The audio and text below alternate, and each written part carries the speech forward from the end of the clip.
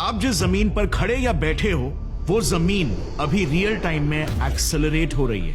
क्या आपको फील हो रहा है? नहीं? वेल, गलत। आपको बहुत अच्छे से फील हो रहा है, बस आपको रियलाइज नहीं हो रहा। चलो एक बॉल को नीचे गिराते हैं, जैसे न्यूटन ने एप्पल को नीचे गिरते देखा होगा। न्यूटन के हिसाब से ये बॉल नीचे गिरता है क्योंकि ग्रेविटेशनल फोर्स उस बॉल को अर्थ से अट्रैक्ट करवा रही है, क्योंकि न्यूटन के लिए तो ग्रेविटी फोर्स है, याद है। मगर आइंस्टाइन के हिसाब से तो ग्रेविटी फोर्स ही नहीं है, और अगर है तो न्यूटन उसे प्रूव करके दिखा दे कि ये फोर्स क्रिएट कैसे हो रहा है, जो बाय द वे न्यूटन कभी नहीं कर पाए।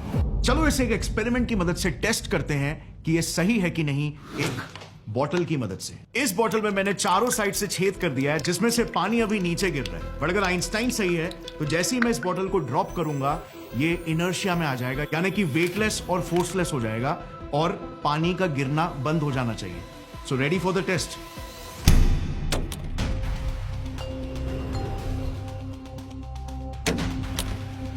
वो पानी बाहर ही नहीं आया, यानी कि वाकई में बॉटल कोई फोर्स एक्सपीरियंस नहीं कर रहा था, क्योंकि फोर्स के बिना देयर इज नो मोशन, और इसीलिए पानी बाहर नहीं आया। सो आइंस्टाइन सही थे आफ्टर ऑल, और इसीलिए आइंस्टाइन बोलते हैं कि बॉल तो नीचे गिर ही नहीं रहा, बल्कि जमीन एक्सेलरेट कर रही है, और इसे मैं जरूर प्रूफ करके बता सकता हूं। एक और एक बात, जमीन एक दिशा से एक्सेलरेट नहीं कर रही है, बल्कि पृथ्वी के हर दिशा से, और इसीलिए चाहे आप नॉर्थ पोल पर हो या साउथ पोल पर, जमीन एक्सेलरेट करके बॉल से टकराएगी। अब ये चीज सोचने में भी कितनी वियर्ड और इवन स्टूपिड भी लगती है, आउटराइट कॉन्स्पिरेसी थियरी लग सकती है, बट ये दुनिया के one of the most genius scientist का एक्सप्लेनेशन है, जिसे एक्सपेरिमेंटली प्रूफ भी किया जा चुका है। इसे समझना थोड़ा कॉम्प्लिकेटेड और कंफ्यूजिंग है, बट मैं आज आपको एकदम आसान सिंप्लीफाइड तरीके से बताऊंगा आइंस्टाइन की थियरी के सारे मेजर पहलुओं के साथ।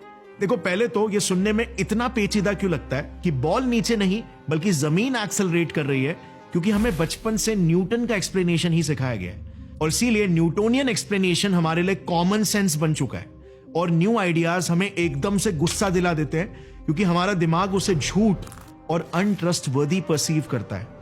बट याद रहे, हर वो चीज जो कॉमन सेंस लगती है सच नहीं होती, और इसीलिए तो न्यूटन के लॉज मर्क्यूरी के ऑर्बिट को प्रेडिक्ट करने में बार बार गलत साबित हो रहे थे, यानी कि कुछ तो इनकम्प्लीट जरूर था। सो आइंस्टाइन के लिए जमीन एक्सेलरेट कैसे कर रही है? वेल, ये अर्थ है और उसके अराउंड स्पेस टाइम, जो कि अर्थ के मास की वजह से तीनों डिमेंशन से कर्व या बेंड हो गया है। आइंस्टाइन के मॉडल में सिर्फ मास और एनर्जी ही स्पेस टाइम को कर्व कर सकती है, जो कि E=mc² इक्वेशन के हिसाब से फंडामेंटली एक ही चीज है। अब ये कर्व्ड वाले हिस्से में एग्जैक्टली क्या हो रहा है? वेल, ये कर्व्ड हिस्सा ग्रेविटेशनल फील्ड है, जिसके इन्फ्लुएंस में कोई भी ऑब्जेक्ट जब आएगा तो उसका डायरेक्शन अर्थ की ओर बेंड हो जाएगा। पॉइंट टू नोटिस, सिर्फ उनके पाथ का डायरेक्शन ही चेंज होगा, उस पर कोई फोर्स नहीं लगेगी। जबकि न्यूटन के हिसाब से ग्रेविटेशनल फील्ड में एंटर करते ही ऑब्जेक्ट पर फोर्स लग जाता है ग्रेविटी का, और वो पृथ्वी की ओर खींचे चले जाते हैं। इमेजिन करो एक स्पेसशिप है जो अर्थ के ग्रेविटेशनल फील्ड से बाहर खड़ी है, तो आइंस्टाइन के हिसाब से इस ऑब्जेक्ट के साथ क्या हो रहा होगा? वेल, इस स्पेसशिप को लेकर दो केसेस हो सकते हैं। या तो हमारा स्पेसशिप एक्सेलरेट कर रहा है, यानी कि उस पर कोई फोर्स है, या फिर वो बस ऐसे ही स्पेस में फ्लोट हो रहा है। केस 1, मान लो वो सिर्फ स्पेस में फ्लोट हो रहा है, यानी कि उस पर कोई एक्सेलरेशन या फोर्स नहीं है, तो इसका मतलब वो इनर्शिया में होगा, right? But here comes an interesting thing. Einstein के लिए इनर्शिया का मतलब वो लाइट की स्पीड से स्पेस टाइम में नीचे गिर रहा है। Point two notice, space time में, स्पेस में नहीं। स्पेस और स्पेस टाइम में डिफरेंस है, ये गांठ बांध लो आगे के लिए भी, वरना कुछ नहीं समझेगा। सो सारे ऑब्जेक्ट्स जो स्पेस में फ्लोट हो रहे हैं वो लाइट की स्पीड से स्पेस टाइम में फ्री फॉल स्टेट में है, और हमेशा एक स्ट्रेट पाथ बनाते हुए गिरते हैं, जिसे कहते हैं वर्ल्ड लाइन। अब इसे स्पेस टाइम के ग्राफ में देखें कैसे दिखता है। अब केस 1 में, क्योंकि हमारा स्पेसक्राफ्ट एक्सेलरेट नहीं कर रहा है, इसका मतलब वो स्पेस डिमेंशन में आगे नहीं बढ़ रहा है, इसीलिए वो 100% स्पीड से नेचुरली टाइम डिमेंशन में आगे बढ़ेगा। और केस 2 में, लेट्स से वो स्पेसक्राफ्ट 1,00,000 किलोमीटर पर सेकेंड की स्पीड से एक्सेलरेट करने लगता है, तो वो स्पेस डिमेंशन में वेलोसिटी गेन करने लगेगा, राइट?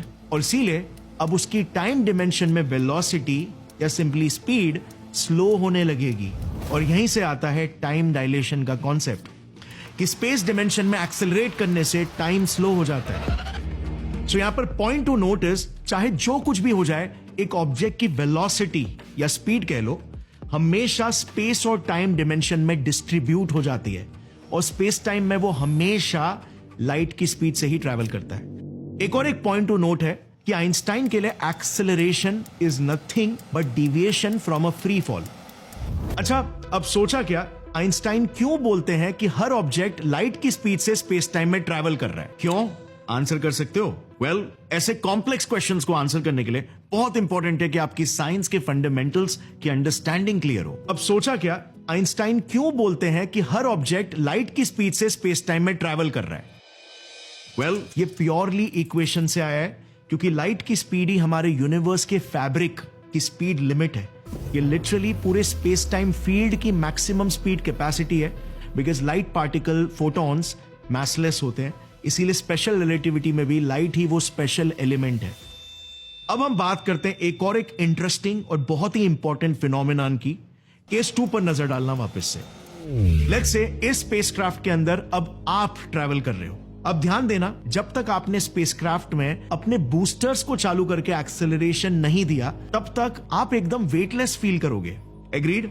मगर जैसे ही एक्सेलरेशन स्टार्ट हुआ, स्पेसक्राफ्ट की जमीन आपके पांव के नीचे आ जाएगी, आपका ओरिएंटेशन चेंज हो जाएगा और आपको अपना वेट फील होने लगेगा। अब आइंस्टाइन ने यह प्रूफ किया अपने इक्विवेलेंस प्रिंसिपल के जरिए। किसके जरिए? इक्विवेलेंस प्रिंसिपल के जरिए, कि यही वो ग्रेविटी है जो हम हमारे पृथ्वी पर भी एक्सपीरियंस करते हैं। पॉइंट टू नोटिस, सिमिलर नहीं, एग्जैक्टली सेम। अगर वो स्पेसक्राफ्ट एग्जैक्टली 9.8 मीटर्स पर सेकेंड स्क्वायर से एक्सेलरेट करने लगे, तो हमें एग्जैक्टली वैसा ही फील होगा जैसे अर्थ पर होता है। बट इसका मतलब ये तो नहीं हुआ ना कि स्पेसक्राफ्ट में अर्थ जितना पावरफुल ग्रेविटेशनल फील्ड है। ऑब्वियसली नहीं, राइट? तो एक्सेलरेशन हमें ग्रेविटी जैसा फोर्स फील कराता है, बट होता नहीं।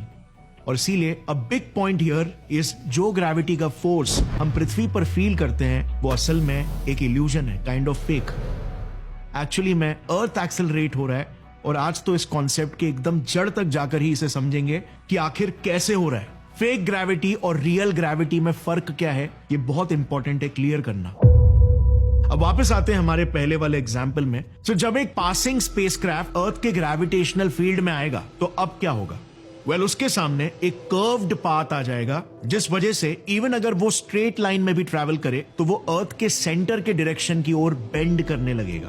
पॉइंट टू नोटिस, अर्थ उस स्पेसक्राफ्ट पर कोई अट्रैक्शन फोर्स नहीं लगा रहा उस ऑब्जेक्ट को अपनी तरफ खींचने के लिए, बल्कि अर्थ के मास की वजह से स्पेस टाइम में कर्वेचर क्रिएट हो रहा है, जिसमें वो ऑब्जेक्ट खुद अपने फ्री फॉल मोशन में चला जा रहा है। There is no force, just उस ऑब्जेक्ट के मोशन का डायरेक्शन अर्थ की तरफ हो गया है बिकॉज ऑफ कर्वेचर। अब इस पॉइंट पर आकर हम एक बहुत ही इंपॉर्टेंट लेवल पर पहुंचे हैं, जिसमें कई लोग मैंने देखा है कंफ्यूज हो जाते हैं। वो है दो चीजों के बीच। नंबर 1, ग्रेविटी का दिखाई देने वाला फेक अट्रैक्शन, और नंबर 2, रियल एक्चुअल ग्रेविटी में।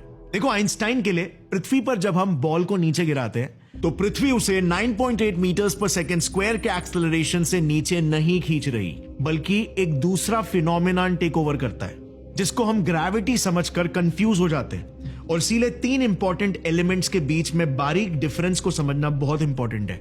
Number 1, curvature. Number 2, gravity. Number 3, apparent gravitational attraction या फिर फेक ग्रेविटी। न्यूटन के लिए ग्रेविटी और एपेरेंट ग्रेविटेशनल अट्रैक्शन सेम था, और इसीलिए न्यूटन ने ग्रेविटी को फोर्स बताया। बट आइंस्टाइन के लिए कर्वेचर और ग्रेविटी सेम है, और अपेरेंट ग्रेविटेशनल अट्रैक्शन यानी जो बॉल हमें नीचे जमीन में गिरता दिखता है, वो अलग है। वो बस सिर्फ एक इल्यूजन है फोर्स का, फेक है। इसे हमने इक्विवेलेंस प्रिंसिपल के कॉन्सेप्ट से समझा था, जो आइंस्टाइन ने 1907 में दिया था। अब ये चीज हमारे अर्थ के कॉन्टेक्स्ट में कैसे फिट बैठती है, ये समझते हैं। हम जो पृथ्वी पर वेट फील करते हैं ना, अगर ये अर्थ के एक्सेलरेशन की वजह से है, तो अर्थ सारे दिशाओं से एक साथ कैसे एक्सेलरेट कर सकता है? फट क्यों नहीं जाती पृथ्वी? और वेल, यहीं पर हम आ जाते हैं कुछ दिमाग घुमाऊ कॉन्सेप्ट्स पर। इसे ध्यान से ग्रास्प करना, क्योंकि इसकी बारीकियों को पकड़ना बहुत इंपॉर्टेंट है। देखो, अर्थ के अराउंड जो भी स्पेस है ना, वो वॉर्प यानी कर्व हुआ है। वो एक एरिया ऑफ कंप्रेशन है। मतलब अर्थ के मास द्वारा क्रिएटेड वो कर्वेचर यानी gravitational field 4D space time में अर्थ को अपने अंदर ही कोलैप्स करने की कोशिश कर रहा है। जैसे ब्लैक होल्स कैसे अपने ही मास की वजह से अपने ही अंदर कोलैप्स हो जाते हैं।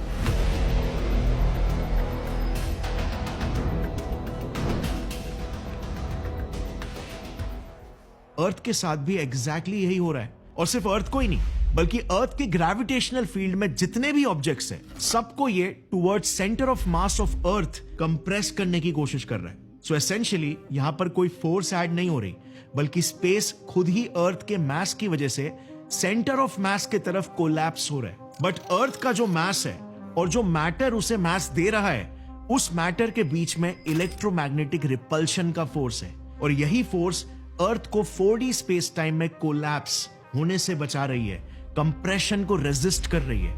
ब्लैक होल्स के साथ भी तो यही होता है ना, बस सिर्फ ब्लैक होल्स का मास इतना एक्सट्रीम होता है कि यही स्पेस टाइम का कंप्रेशन इतना पावरफुल हो जाता है कि मैटर के बीच का इलेक्ट्रोमैग्नेटिक रिपल्शन या कोई भी और रिपल्शन फोर्स उसे रेजिस्ट नहीं कर पाती, और वो अपने अंदर ही कोलैप्स होकर स्पेस में लिटरली एक होल बना देता है। ब्लैक होल बेसिकली वो स्टार है जो खुद को खुद के ही ग्रेविटेशनल कंप्रेशन से नहीं बचा पाया। अब यहां पर एक्सेलरेशन कहां से आता है, इसके बारे में बात करते हैं। देखो, स्पेस टाइम कर्व्ड है, राइट? कर्वेचर की ज्योमेट्री बहुत ही इंटरेस्टिंग होती है। कर्व्ड सरफेसेस में दो पैरेलल लाइंस आपस में मिल जाते हैं, जबकि फ्लैट सरफेस में दो पैरेलल लाइंस कभी नहीं मिलेंगे। सो इससे होता ही है कि इमेजिन करो, दो ऑब्जेक्ट्स स्पेस से नीचे गिर रहे हैं, एक नॉर्थ पोल से और एक साउथ पोल से। अब उनके गिरने का क्या पैथ होगा? रिमेंबर, आइंस्टाइन के हिसाब से वो इनर्शिया में है, यानी कि उन पर कोई फोर्स नहीं एक्ट कर रहा, बस सिर्फ उनका डायरेक्शन कर्वेचर की वजह से अर्थ के सेंटर ऑफ मास की तरफ डाइवर्ट हो गया।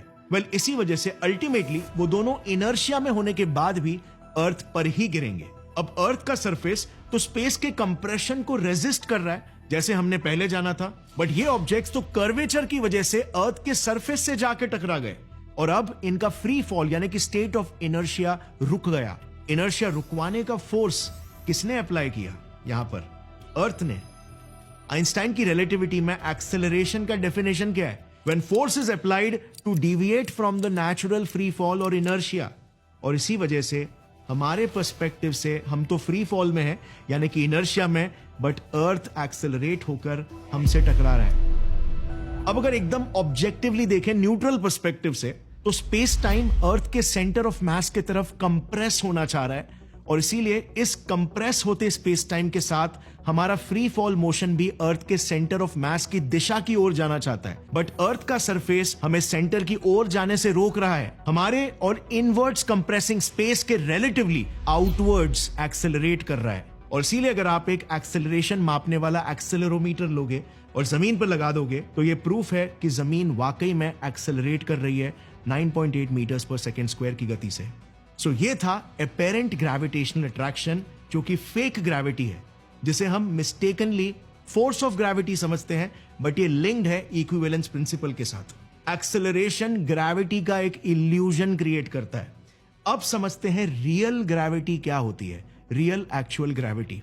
देखो, आइंस्टाइन के लिए रियल ग्रेविटी कर्वेचर है, और कर्व्ड सरफेसेस में पैरेलल लाइंस या तो आपस में मिलेंगे या फिर एक दूसरे से डाइवर्ज होंगे, हमेशा पैरेलल नहीं रहेंगे। So let me ask you now, अगर मैं एक बॉल को 5 फीट से गिराता हूं, दूसरे बॉल को 10 फीट से, और तीसरे बॉल को 15 फीट से गिराता हूं, तो इनके डिफरेंस रेट में एक्चुअल ग्रेविटी का कितना रोल है? वेल, ना के बराबर। और यही है दिमाग चकराने वाली बात, जो हजम करना बहुत मुश्किल है। चलो थोड़ा सा इंट्यूटिवली समझते हैं। जब मैं 5, 10 और 15 फीट से बॉल्स को फेंकता हूं, तो देखते हैं स्पेस टाइम में इसका मोशन कैसे होता है, एक ग्राफ के साथ। सो स्पेस टाइम में ये नेचुरली ऐसे कर्व्ड पैथ्स के थ्रू नीचे गिरेंगे अलग अलग सेकंड्स के बाद। बट नजर डालना, इनके कर्व्ड पैथ्स एक दूसरे से पैरेलल ही है, मतलब इनके गिरने के कर्व्ड पैथ यानी जियोडेसिक्स में एक्चुअल ग्रेविटी कर्वेचर वाली रियल ग्रेविटी है ही नहीं। अब रियल ग्रेविटी कब आती है पिक्चर में? जब डिस्टेंसेस बढ़ने लग जाएंगे। Real gravity is totally dependent on distances.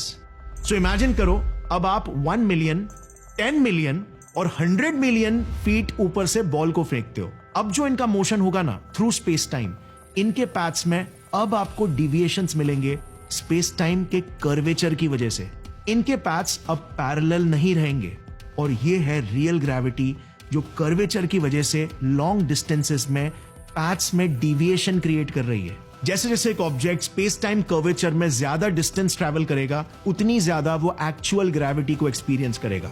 So yes, अगर आप एक बॉल को 10 मिलियन फीट ऊपर से नीचे गिरा रहे हो तो यस, एक्चुअल ग्रेविटी का काफी बड़ा रोल होगा। पर जमीन पर आप जो पुशअप्स मार रहे हो तो आप अपेरेंट ग्रेविटेशनल एक्सेलरेशन देख रहे हो जो सिर्फ ग्रेविटेशनल फील्ड में होने और अर्थ के एक्सेलरेशन की वजह से क्रिएट हो रहा है, बट उसमें ग्रेविटी के कर्वेचर के मैथमेटिक्स ऐड नहीं हुए होंगे। की पॉइंट टू नोट इज सिर्फ ग्रेविटेशनल फील्ड में होना मतलब रियल ग्रेविटी एक्सपीरियंस करना नहीं होता, और यहीं पर आइंस्टाइन का मॉडल न्यूटन से अलग हो जाता है। शॉर्ट डिस्टेंसेस में ग्रेविटी एग्जैक्टली वैसे ही एक्ट करती है जैसे न्यूटन ने प्रेडिक्ट किया था, एक स्ट्रेट अट्रैक्टिव फोर्स की तरह, बट लॉन्ग डिस्टेंसेस में कर्वेचर की वजह से रियल ग्रेविटी के मैथमेटिक्स ऐड हो जाएंगे और एक्यूरेटली और प्रिसाइसली ऑब्जेक्ट के पैथ्स को डिस्क्राइब करने के लिए। न्यूटन का ग्रेविटी का कॉन्सेप्ट एक स्मार्ट अप्रोक्सीमेशन था, जबकि आइंस्टाइन का एक्सट्रीमली प्रिसाइस। सो या, हम अर्थ के ग्रेविटेशनल फील्ड में होने के बावजूद भी उसके कर्वेचर से ज्यादा इफेक्ट नहीं हो रहे जस्ट बिकॉज डिस्टेंस कम है। This is mind blowing, right? Einstein का ग्रेविटी का कॉन्सेप्ट कितना सिंपल येट कंफ्यूजिंग है, बट आई होप आपको न्यूटन और आइंस्टाइन के मॉडल में डिफरेंसेस का भी पता चल गया होगा। सो फाइनली, कौन ज्यादा बड़ा जीनियस है, न्यूटन या फिर आइंस्टाइन?